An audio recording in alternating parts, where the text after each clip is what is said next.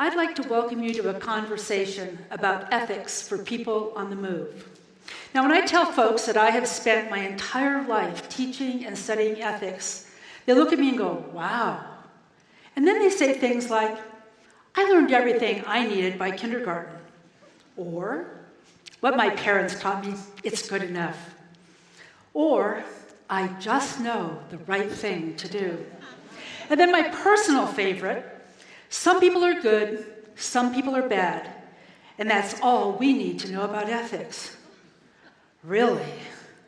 Now, I don't know about you, but when I became an adult and started to go to work, now 3 careers later, I still don't always know the right thing to do in a difficult situation. I don't know how to forgive without condoning the action, how to hold a friend accountable and still have a friend, how to put together an ethical bid, a request for proposal, how to meet the expectations of Wall Street and Main Street, how to speak up in the face of hatred or just plain meanness, or perhaps most importantly, how to recognize my own ethical blind spots. So if you're like me, still looking for the answers to life's persistent questions, welcome to a conversation about ethics for people on the move.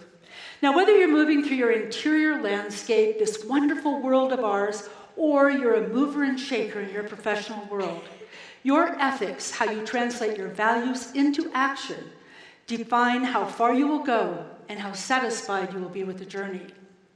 Now, none of us will ever really agree on which specific action counts for the most ethical in a given situation. But just because we don't agree does not mean that we have a license to lie, cheat, or steal. Or more importantly, it doesn't give us a pass so that we don't have to engage the conversation. So let's start with a very basic question. Who are you? Now, we spend a lot of our time honing professional excellence on our job, our volunteer work, even parenting has become a competitive sport. But I'm not asking you what you do. We spend lots of money and energy collecting stuff. Degrees from the best university, a honed body, the perfect Facebook page, a beautifully manicured lawn.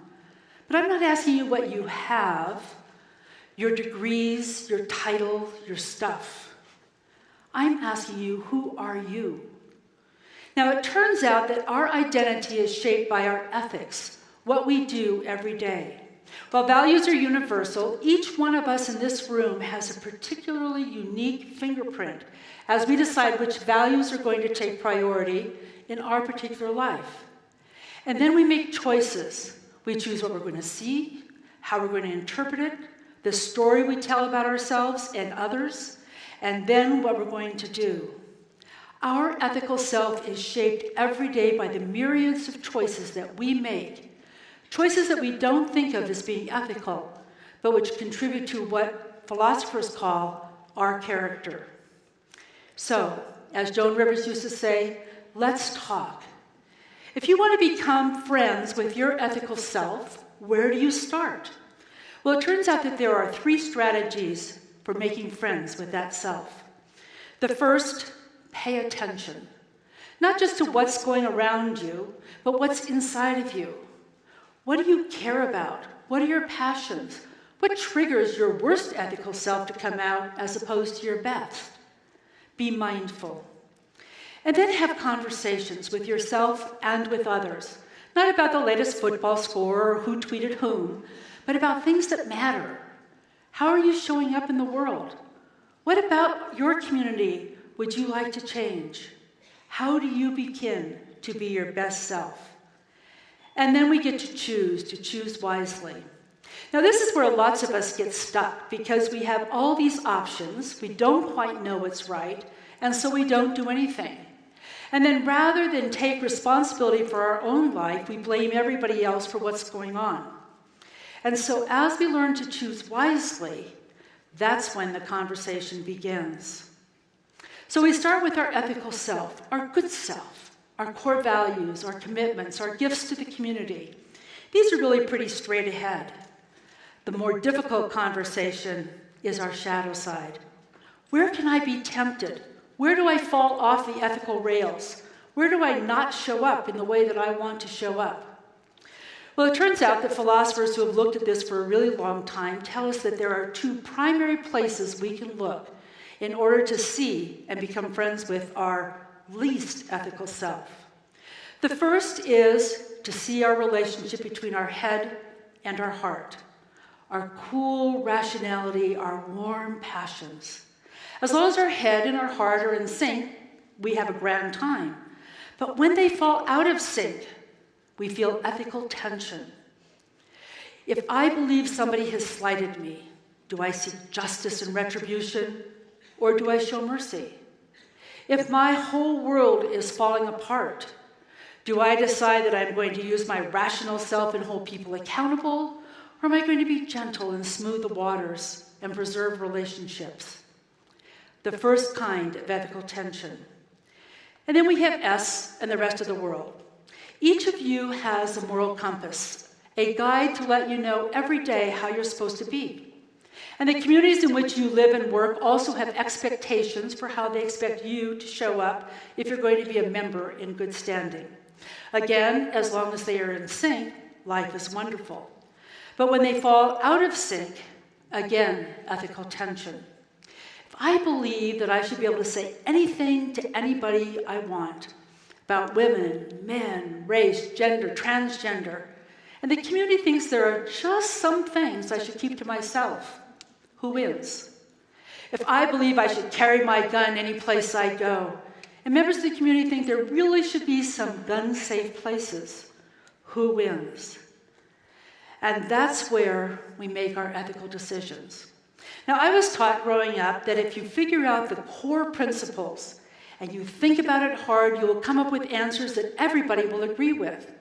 And I started practicing and trying and discovered that we had lots of different answers because nobody told me the big secret. It depends. It depends on what you see, how you value things, and then it depends on how skilled you are at exercising what is called prudential judgment. So, this conversation is not new. It's been going on for some 5,000 years. In our particular tradition, we begin back with the Jewish philosophers and ethicists, the Ten Commandments, we're all familiar with those. Jewish law and ethics got interpreted through Greek philosophy, Aristotle, Plato, Euripides, the Stoics. And then St. Paul and Augustine and Aquinas translated all of that into Christian theology and understandings. Then we moved into the modern world with an emphasis on science and reason. And you and I now live in what's called the postmodern world, a world where our personal narrative and individual choice gets to make the difference. Now, as you can imagine, over 5,000 years, the philosophers talked a lot about how to live a good life and have some opinions. Well, actually, they have 4 different opinions on what constitutes a good life.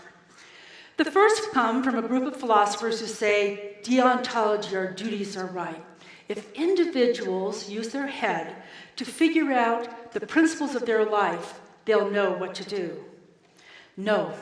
Others say what you need to do is to search your heart, to find the desires that are important to you. Then you'll know how to live. No, another set says, no.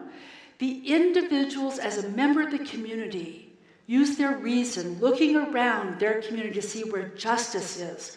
Where do we need to make sure that everyone is cared for? And the fourth school of thought said virtue ethics is it. Members of the community searching their heart get to see what counts as excellence as we live into our roles. Well, what's a person to do? We have 4 different theories, 4 different ways of approaching. Well, it turns out that all of them are right and all of them are wrong.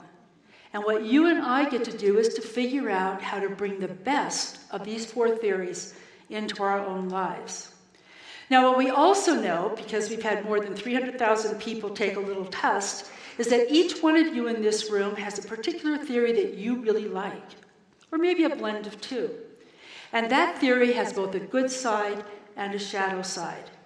And so as we become ethically mature on our path, the key is to learn to ask good questions, questions that are framed by each of these theories. The first set of questions asks us to seek the truth. What do you really want? What are you trying to accomplish? Why am I making this choice? What is my motivation? What do I really want and need in order to be happy? And by the way, it turns out to be a lot less than we think. How do I use my resources and power fairly? And then what kind of character do I want to develop? And so by asking these questions as we face difficult decisions, we can begin to seek the truth. But that's only the first part. Next, we have to learn to care for others as we seek that which is good. Again, our philosopher friends give us some questions to ask. How can I treat others as the way they want to be treated, not the way I want to treat them?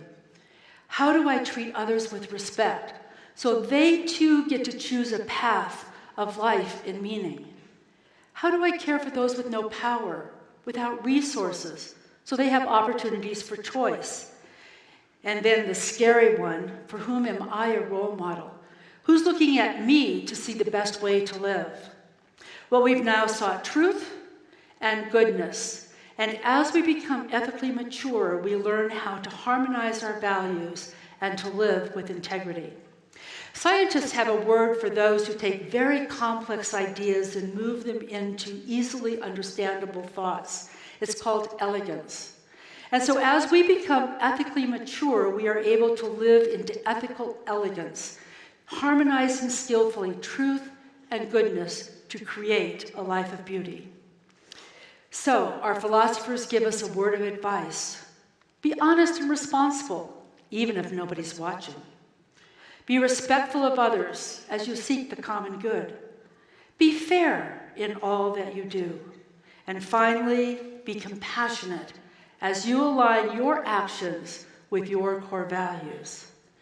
Now we have a path forward. Now we have a better answer than, I just know what to do. As we combine truth and goodness, we can craft a path forward. So I invite each of you, use your personal telescope. Discover the values, the principles that are important to you. Looking through your personal microscope, take a look at your world, your context, your passions, your desires, as you decide how you're going to live your life. But don't forget you're a member of the community. And make sure that you look around and see how you can support justice and fairness in all that you do. And then take a selfie. As you choose which roles you're going to embrace, make sure that you live into ethical excellence as defined by yourself and by others. And so now we have a way that we can move forward and make very difficult decisions, exercising prudential judgment. Just like no two snowflakes are alike, as we heard from our first speaker, none of us will ever agree on which actions count for ethical excellence. But just like everyone else, if we ask the good questions, if we persistently seek truth and justice and goodness as we live our lives, we will in fact see a path forward. Asking those questions will not give you easy answers. But if you are persistent and determined, you will find that you become friends with your ethical self. Your ethical self becomes stronger and in fact becomes a wonderful companion for you as you're a person on the move in the company of others. Sounds like fun to me.